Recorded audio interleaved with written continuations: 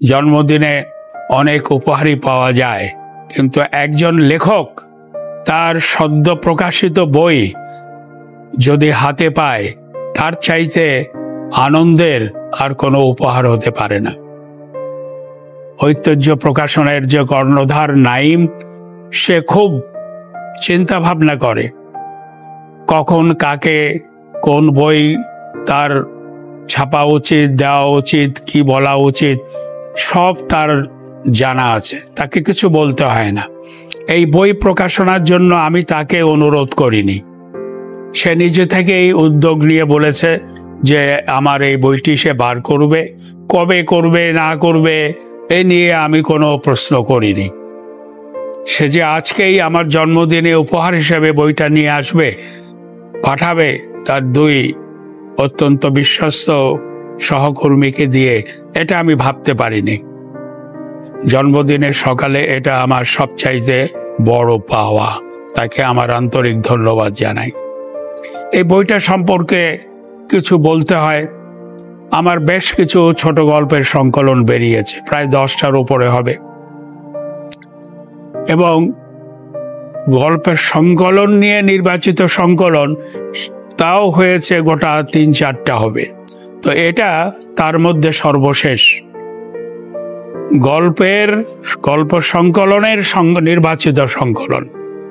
তো আমাকে যখন বলল যে 15টি গল্প আমাকে বাছাই করে দিতে হবে, তো আমি প্রথম জীবনে আমি যে গল্প লিখেছি 1960 সালে, সেই গল্প থেকে শুরু করে 2020 সাল পর্যন্ত লেখা গল্প আমি এর মধ্যে অন্তর্ভুক্ত করেছি। এটা করার কারণ ছিল যে আমি চেয়েছি যে আমার পাঠক এই নির্বাচিত গল্পের সংকলন পড়ে গল্প লেখক হিসাবে আমার যে বিবর্তন হয়েছে, সে 1960 সাল থেকে এই এখন পর্যন্ত আমি যে ছোট গল্প লিখছি, তার ভেতর কোনো বাঁক বদল হয়েছে কিনা, বিষয়গতভাবে আঙ্গিকগতভাবে কোনো পরিবর্তন হয়েছে কিনা, এটা যেন বুঝতে পারে আমার পাঠক, সেই জন্য আমি বিভিন্ন পর্বের গল্প এখানে এনেছি। 60 দশক দিয়ে শুরু, তারপর 70 দশকের গল্প আছে, 80 দশকের গল্প আছে, 90 দশকের গল্প আছে, নতুন শতাব্দীর 21শ শতাব্দীর প্রথম দশকের গল্প আছে, দ্বিতীয় দশকের গল্প আছে। তো এইভাবে এই নির্বাচিত 15টি গল্পের যে বই বের করেছে ঐতিহ্য, এর মধ্যে আমি মনে করি গল্পকার হিসেবে আমার যে পরিচিতি সেটা পাওয়া যাবে। ছোট গল্প লেখা দিয়ে আমার সাহিত্য চর্চা শুরু, এবং এখনো আমি ছোট গল্প লিখছি। এবার ঈদ সংখ্যায় বিভিন্ন পত্রিকায় আমার 7টা ছোট গল্প বেরিয়েছে। ছোট গল্প আমার শুধু প্রিয় না, ছোট গল্পকে আমি মনে করি এক বিরাট চ্যালেঞ্জ হিসাবে, লেখক হিসাবে। উপন্যাসে একজন লেখকের অনেক কিছু করার স্বাধীনতা থাকে, কারণ সেখানে পরিসর, পৃষ্ঠা সংখ্যা কোনো সীমাবদ্ধতা হিসেবে কাজ করে না, নিয়ন্ত্রণ করে না। কিন্তু ছোট গল্পে পরিসর খুব গুরুত্বপূর্ণ। অল্প পরিসরে একটা গল্পের যে সারাংশ সেটা বলতে হবে। এবং আমরা তো জানি যে আধুনিক ছোট গল্পের ধর্ম হলো ইঙ্গিতময়তা, অসম্পূর্ণতা, অ্যাম্বিগুইটি, দ্ব্যর্থবোধকতা। অর্থাৎ আমি গল্প বলবো, কিন্তু যে বিষয়টা নিয়ে বলবো সেটা খুব স্পষ্ট করে বলবো না। এবং এখানে ছোট গল্পের শিল্পরূপ, বহু আগে রবীন্দ্রনাথ ছোট গল্পের এই চারিত্র গুণ সম্বন্ধে বলে গিয়েছিলেন, এবং তার চাইতে ভালো সংজ্ঞা ছোট গল্পের আর হতে পারে না। ছোট কথা শেষ হয়ে হইল না শেষ, এটাই হলো ছোট গল্পের মূল কথা, সারাংশ, যে শেষ হয়ে হইল না শেষ। মনে হবে যেন আরো কিছু বাকি রয়ে গেল।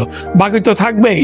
ছোট গল্পে জীবনের একটা চলমান দৃশ্যের একটা অংশ তুলে ধরে, সমস্ত দৃশ্য তো বলে না, পাঠককে সেটা কল্পনা করে নিতে হবে।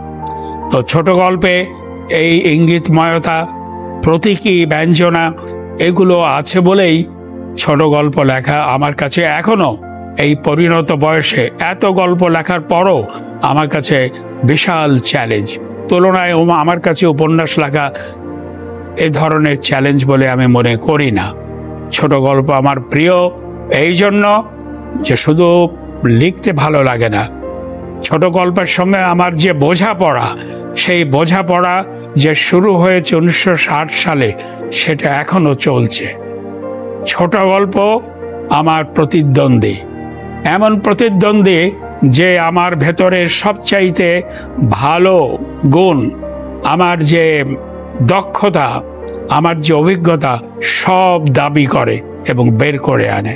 আমি এমন একটা ছোট গল্প সংকলন বের করার জন্য ঐতিহ্যের কর্ণধার নাইম এবং তার সহকর্মীদের কাছে অত্যন্ত কৃতজ্ঞ। এবং এমন সময়ে তারা এই গল্প সংকলন, নির্বাচিত গল্পের সংকলন আমাকে দিলেন, যেটা আমার জীবনের একটা মাইল ফলক। এই লেখাটিও, এই বইটিও আমার সাহিত্য জীবনের একটা মাইল ফলক।